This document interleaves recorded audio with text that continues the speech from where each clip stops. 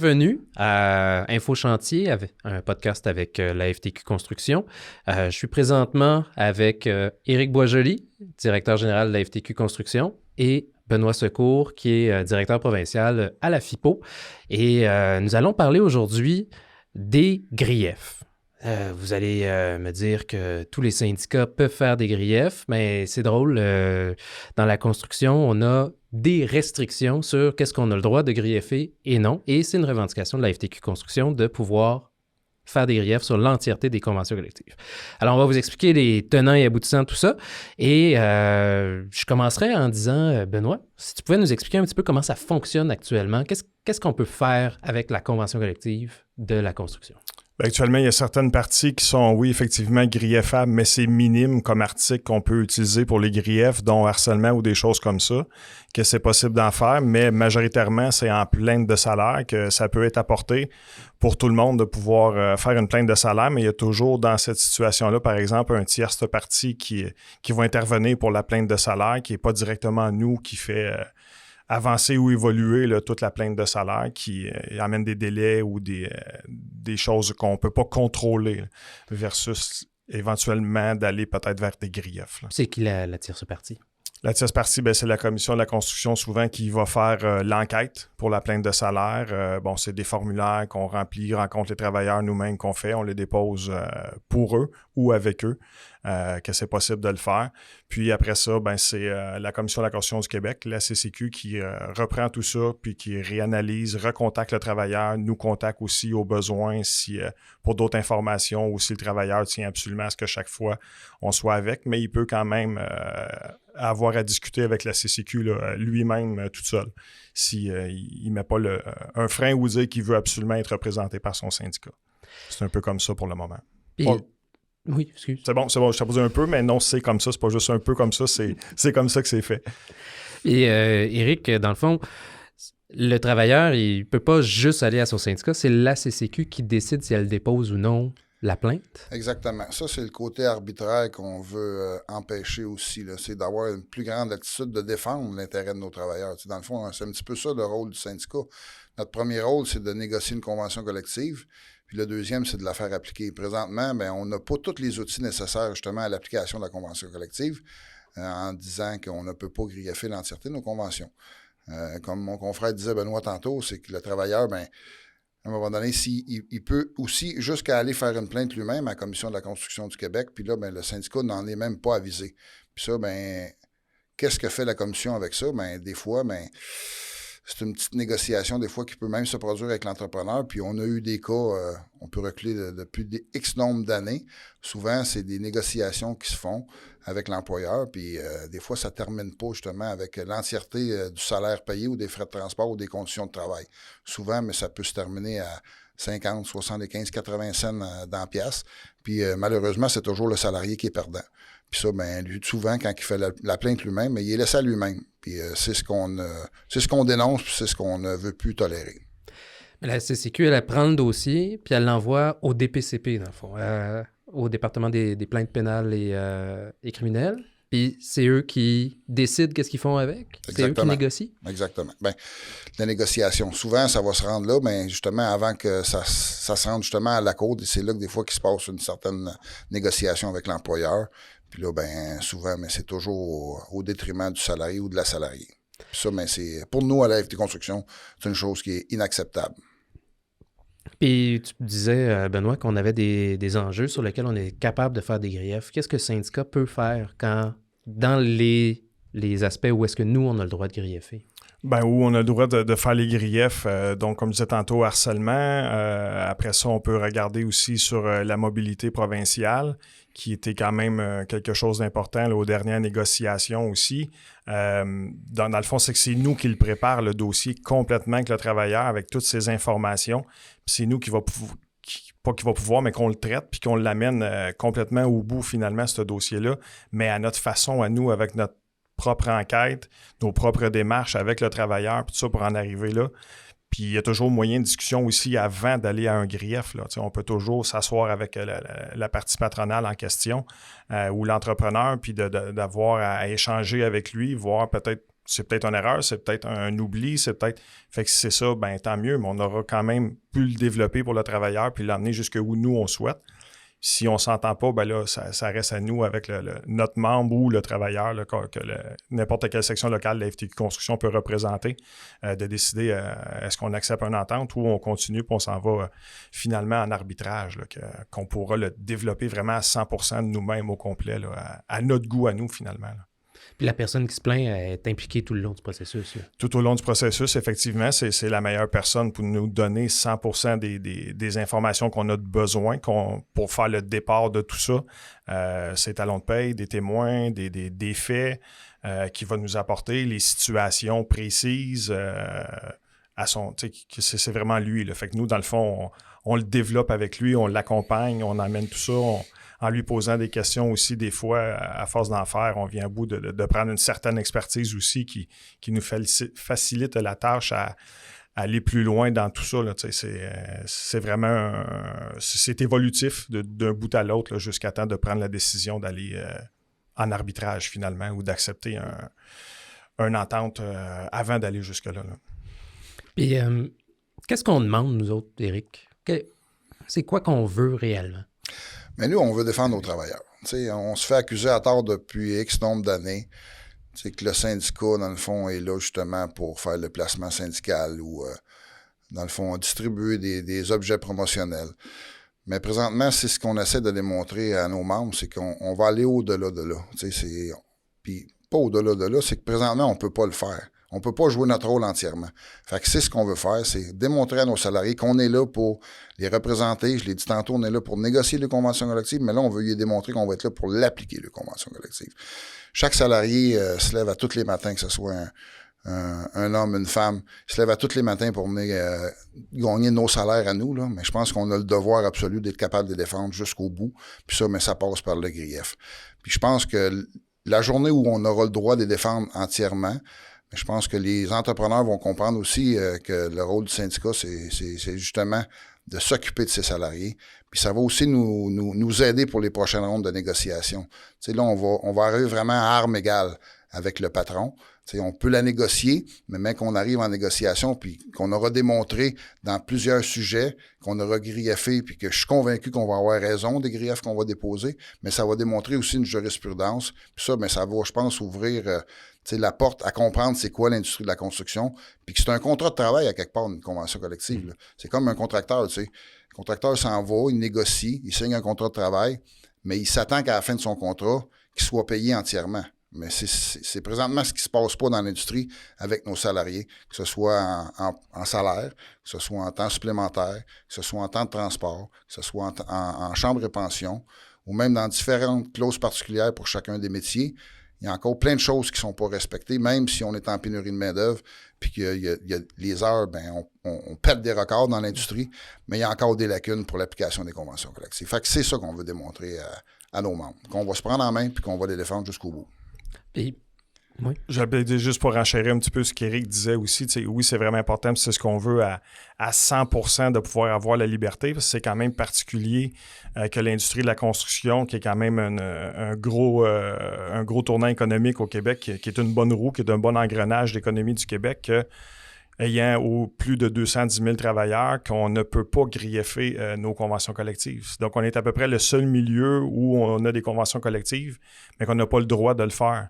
Fait que c'est pour ça qu'avec le temps, puis des discussions, puis de voir comment est-ce qu'on peut toujours s'améliorer, ben c'est de là qu'est venue l'idée de pouvoir grieffer l'entièreté de nos conventions, puis je pense que ça serait vraiment un plus, un pour l'industrie et deux pour tous les travailleurs et travailleuses de l'industrie. Je pense que Benoît a raison. C'est que les gens savent pas qu'en Amérique du Nord, puis même qu'on parle dans tout le monde syndiqué, chaque convention collective, le syndicat a possibilité de grieffer, dans le fond, les droits des travailleurs.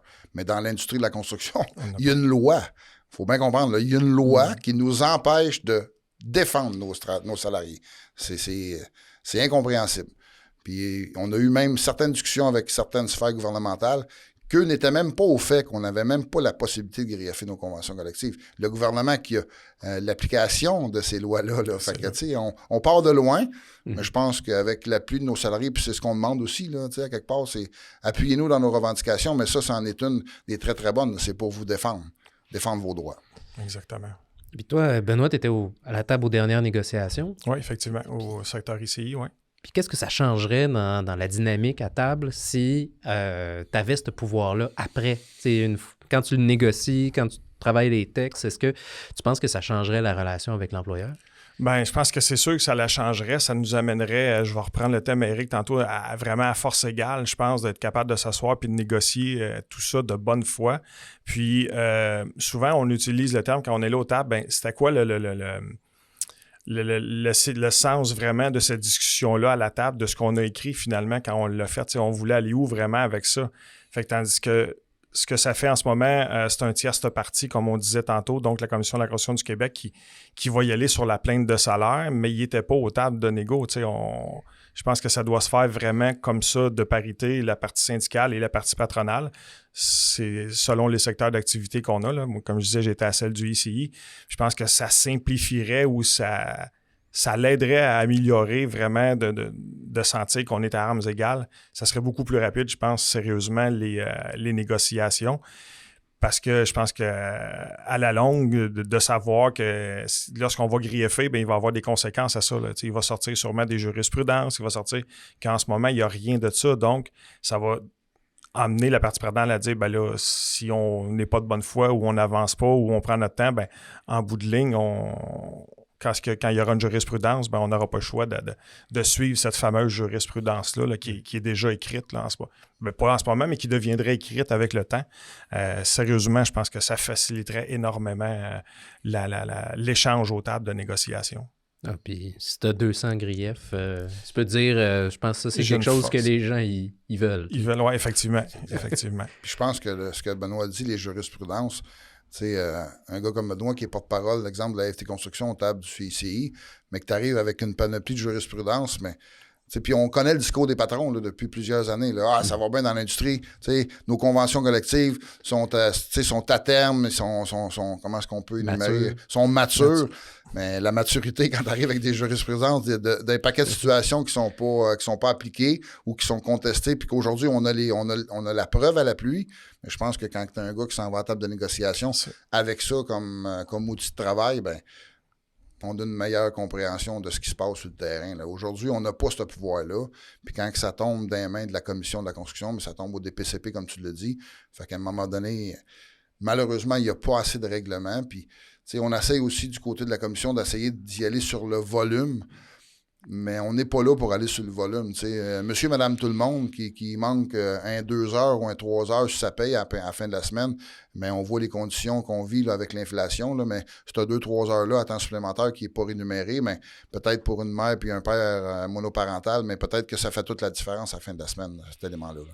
Puis ça peut être beaucoup sur le long terme aussi. Là, dans cette partie-là des 2-3 heures manquantes, ben c'est la médic, c'est le fonds de pension. En ce moment, oui, c'est beau, l'industrie, tout le monde travaille, là, mais l'expérience qu'on a un peu ici, nous autres, on l'a déjà vu, là, on a eu des creux de personnes, énormément de personnes sur le chômage, puis même il y en a qui n'en avaient plus. Fait que peut-être le 2-3 heures là, aura fait que ça aura permis d'avoir accumulé un peu plus d'heures sur sa médic qui pourra garder un peu plus longtemps s'il vient un temps dur là, dans l'industrie.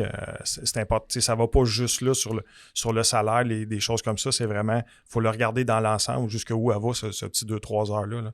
C'est quand même grand comme chose que ça peut toucher. Là.